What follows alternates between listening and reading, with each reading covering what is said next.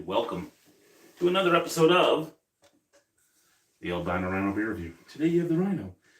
We're looking at a beer. Yeah, I know, I'm in the exact same shirt I was in yesterday. When you wear a regular shirt for like an hour in a day because you've been at work all day, you don't really think about it. Like, I just don't want my boobies out when I'm doing these reviews. Anyway, we have another new blind craft beer. Nothing I can guess from this one. He has nothing showing. It's duct tape, it's hockey tape, it's cardboard. I don't know what all he's done to this. I'm a little worried.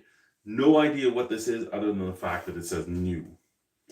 So I'm not going to be like, hey, I think it's this brewery, because I know this isn't a macro brew that we're seeing if I can pick out the flavors of. This is a beer. And it's just really, what are my tasting notes on it? Can I guess like close to the ABV? Can I guess close to the style? Can I get some tasting notes that work? That's really what I'm looking for on this. And yeah, so thank you, Brian.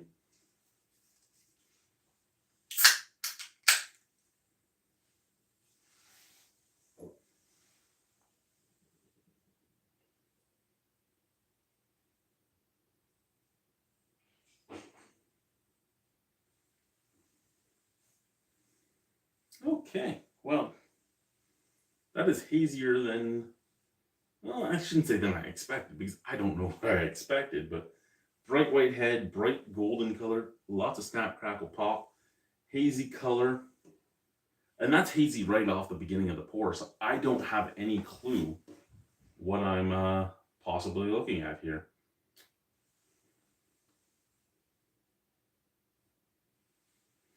I mean, I haven't given it a sniff yet, but if I was going by just the look, if I was going with just the look, I would say maybe, I don't know, an unfiltered Kolsch or a Keller beer. The head has a little bit of staying power, so maybe a Saison, maybe a pale ale. Again, I haven't smelled it yet, so all I'm going off of is the look in the glass. And it looks nice. I mean, the head's still there. Let's give her a sniff from the glass first.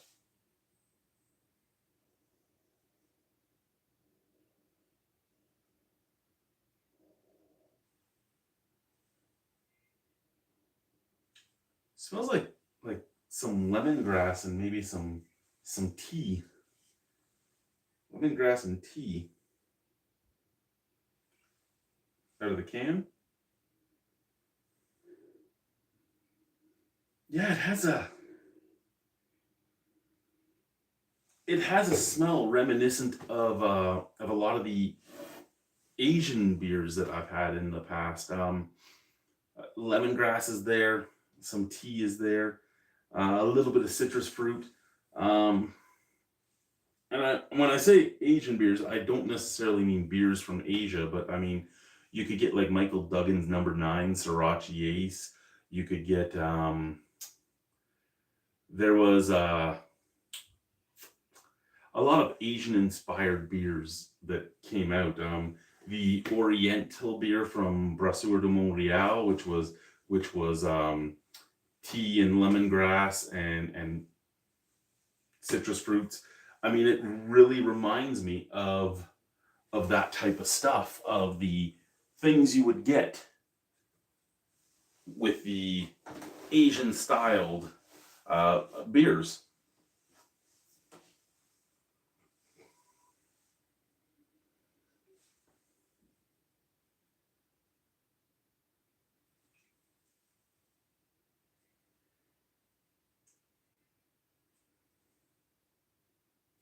You know, you probably wasted a good deal of money on duct tape and stuff. So there we are. It looks good. It smells good. All I can say is, to me, it does smell Asian inspired. But other than that, I mean, maybe it's not. Maybe it's like a, I don't know, tea cream ale or some shit like that. I've had weird stuff like that. Who knows what he bought? because I have no idea what was in this box other than ha ha ha ha. There's gonna be some new ones and some old ones, and yeah. Cheers.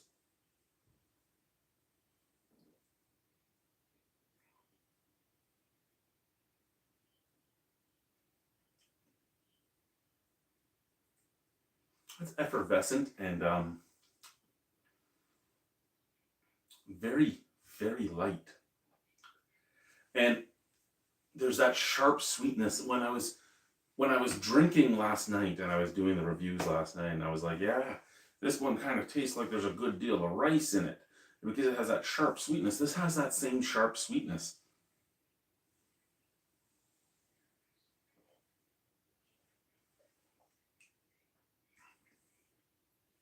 But then when I turned out to be wrong and it was Pabst instead of Bud, now I second guess my taste buds. But it has that sharp sweetness. It's very clean, very easy drinking. A little bit of like orange or lemon zest, that lemongrass that I could smell. Tiniest touch of that. And there is an herbal black tea in here.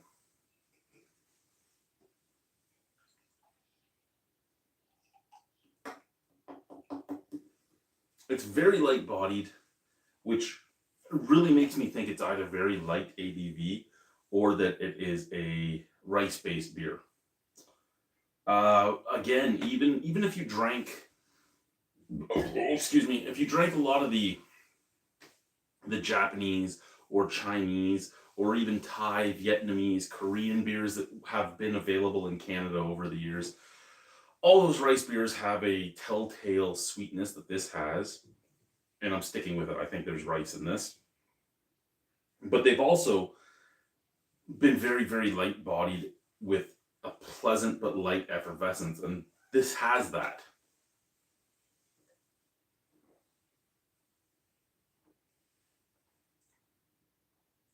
It drinks really well.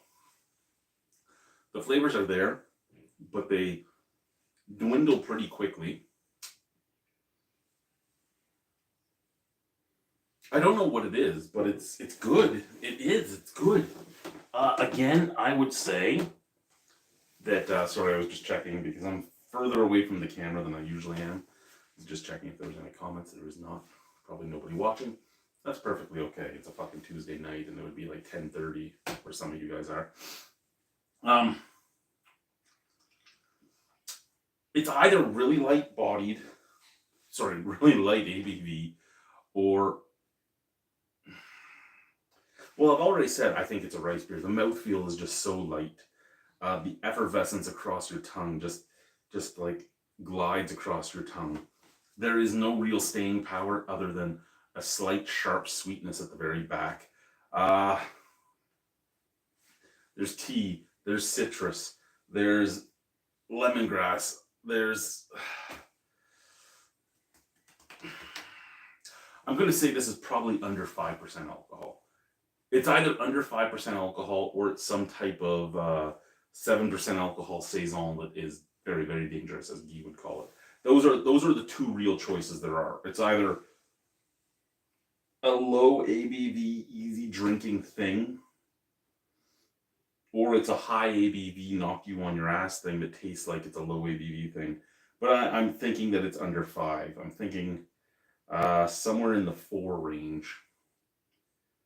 Now, because of the color and because of the flavors, I would think maybe a saison, maybe a pale ale, but at 4% alcohol, it would either be a proper saison just without white pepper because there's no white pepperiness in there, or Brettanomyces or anything like that. There's nothing like that on my palate. This is very clean, very crisp, very lager-esque. Yet the flavors are very kind of stuff you would expect from a pale ale. So maybe an India Session Lager, an ISL, maybe.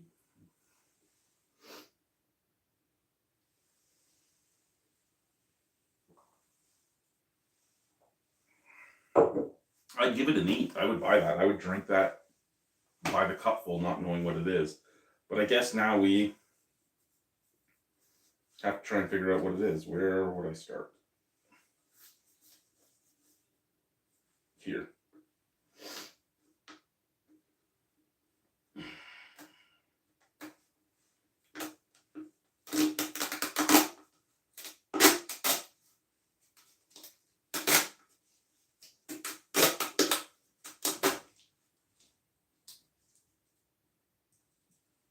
What the fuck is it?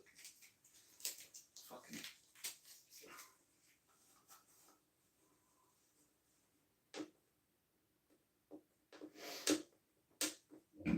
Excuse me.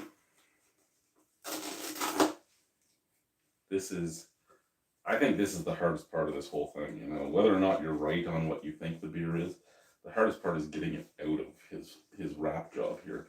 This is like an experiment in futility. Like, oh, am I ripping the label? No, okay, there's paper in there. I just saw white and I'm like, have I destroyed the label? What's going on here?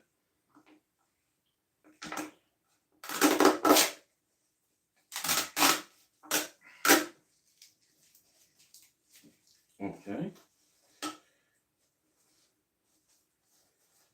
But now, what have you done, man? I love you, but what have you done? Okay, there we go. What do we got? It's from Counterpart, so it's from Niagara Falls.